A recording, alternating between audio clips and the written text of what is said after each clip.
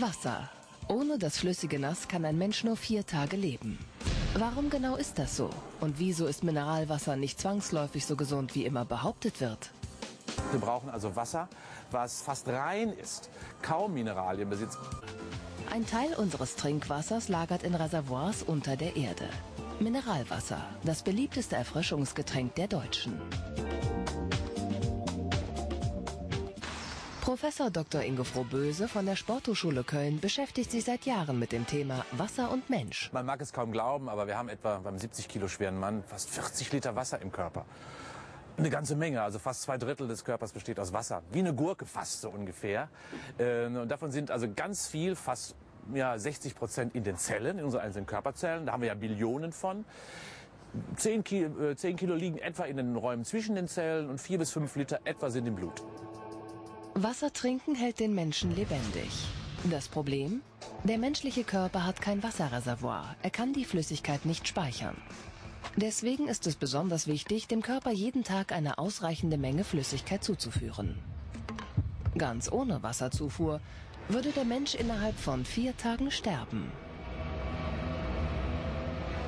2,5 Liter, vielleicht sogar 3 Liter sollte jeder etwa trinken.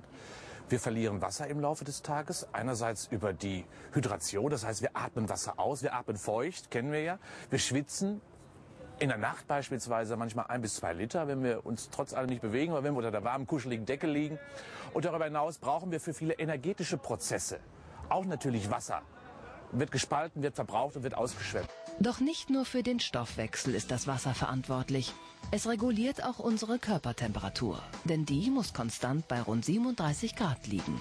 Wasser sorgt dafür, dass die Wärme, die sich im Körper ständig bildet, nach außen transportiert wird. Nicht umsonst haben wir 30 Millionen Schweißdrüsen überall in unserem Körper. Und wenn ich zum Beispiel Sport treibe, wird 60 bis 70% des Schweißes über den Kopf nach außen transportiert, um den Körper eben kühl und leistungsfähig. Die Mineralwasserindustrie hat ja da ein wunderbares Geschäft draus gemacht, weil sie behauptet, dass es doch sehr viele Mineralien gibt, die in die Zelle mit dem Mineralwasser hineingetragen werden können. Das ist wissenschaftlich kaum bisher bewiesen. Wir sind der Meinung oft ganz anders. Wir brauchen also Wasser, was eine hohe Aufnahmekapazität hat. Eine hohe Aufnahmekapazität bedeutet also fast rein ist, kaum Mineralien besitzt, kaum Schwebstoffe besitzt, weil es nur dann garantieren kann, dass es schnell und effizient seine Transportfunktion übernehmen kann. Das Problem bei Mineralwasser, es kann seine eigentliche Aufgabe nicht übernehmen. Denn seine Wassermoleküle sind ja schon voll mit Mineralien und können so weder Nährstoffe aus der Nahrung aufnehmen, noch Schadstoffe aus den Zellen abtransportieren. Außerdem behaupten Kritiker, die Mineralien im Mineralwasser seien viel zu groß, um überhaupt in die Zellen gelangen zu können.